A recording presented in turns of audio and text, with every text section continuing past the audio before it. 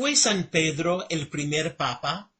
Esta es una presentación de un ministerio llamado God Questions Ministries.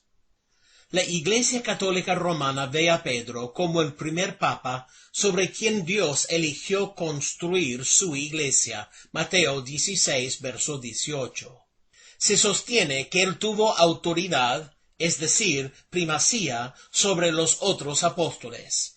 La Iglesia Católica Romana mantiene que algún tiempo después de los eventos registrados en el libro de los Hechos, el apóstol Pedro se convirtió en el primer obispo de Roma, y que el obispo romano fue aceptado por la Iglesia primitiva como la autoridad central entre todas las iglesias. Enseña que Dios le pasó la autoridad apostólica de Pedro a aquellos que más tarde ocuparon su silla como obispo de Roma. Esta enseñanza de que Dios pasó la autoridad apostólica de Pedro a los subsecuentes obispos es referida como la sucesión apostólica. La Iglesia Católica Romana también sostiene que Pedro y los subsecuentes papas fueron y son infalibles cuando declaran ex cátedra desde su posición y autoridad como papas. Enseña que esta infalibilidad le da al papa la habilidad de guiar a la Iglesia sin error. La Iglesia Católica Romana declara que puede trazar una línea regresiva ininterrumpida de papas hasta San Pedro, citando esto como evidencia de que es la verdadera Iglesia, puesto que, de acuerdo a su interpretación de Mateo 16, verso 18, Cristo construyó su Iglesia sobre Pedro. Pero mientras que Pedro fue la figura central en la primera propagación del Evangelio, parte del significado detrás de Mateo 16, versos 18 y 19, la enseñanza de la Escritura, tomada en contexto, en ninguna parte declara que él estaba en autoridad sobre los otros apóstoles o sobre la Iglesia, teniendo primacía.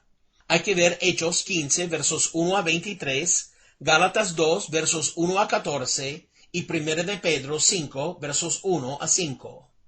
Tampoco es enseñado que el obispo de Roma o ningún otro obispo debía tener la primacía sobre la Iglesia. La Escritura ni siquiera registra explícitamente que Pedro aún estuviera en Roma.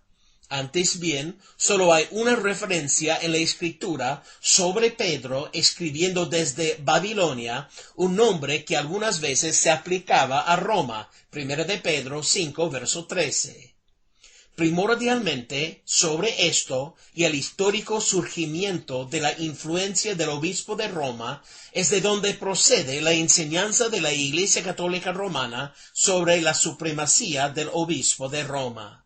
Sin embargo, la Escritura enseña que la autoridad de Pedro era compartida por los otros apóstoles, Efesios 2, versos 19 y 20, y la autoridad de atar y desatar, atribuida a él, fue del mismo modo compartida por las iglesias locales, no solo por sus líderes. Mateo 18, versos 15 a 19, 1 Corintios 5, versos 1 a 13, 2 Corintios 13, verso 10, Tito, capítulo 2, verso 13, y capítulo 3, versos 10 y 11. Del mismo modo, en ninguna parte la Escritura se declara que, a fin de guardar a la Iglesia del error, la autoridad de los apóstoles fuera pasada a aquellos que ellos ordenaran, la sucesión apostólica. La sucesión apostólica es atribuida a aquellos versículos que la Iglesia Católica Romana utiliza como soporte para esta doctrina. 2 Timoteo, capítulo 2, verso 2, capítulo 4, versos 2 a 5, Tito 1, verso 5, capítulo 2, verso 1 y 15, 1 Timoteo 5, versos 19 a 22.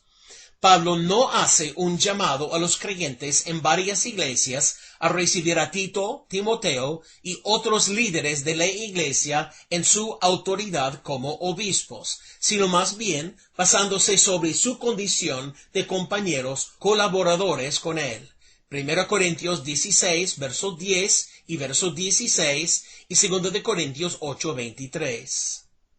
Lo que la Escritura sí enseña es que las falsas enseñanzas surgirían aún de entre los líderes aceptados por la Iglesia, y que los cristianos debían comparar las enseñanzas de estos posteriores líderes eclesiásticos con la Escritura, que es lo único citado en la Biblia como infalible. Mateo 5, verso 18, Salmo 19, versos 7 y 8, Salmo 119, verso 160, Proverbios 30, verso 5, Juan 17, verso 17 y 2 de Pedro 1, 19 a 21.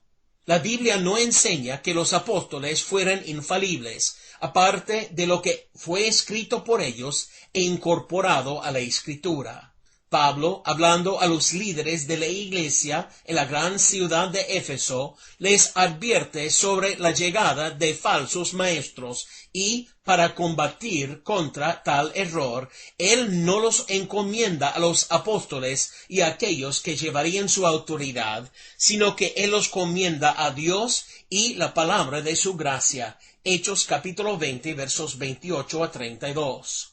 Es la Escritura la que debe ser la infalible norma para evaluar la enseñanza y la práctica. 2 Timoteo 3, versos 16 y 17. No la sucesión apostólica. Es por medio del examen de las Escrituras que las enseñanzas demuestran ser verdaderas o falsas. Hechos 17, versos 10 a 12. ¿Fue Pedro el primer papa? La respuesta, de acuerdo a la Escritura, es un claro y enfático no.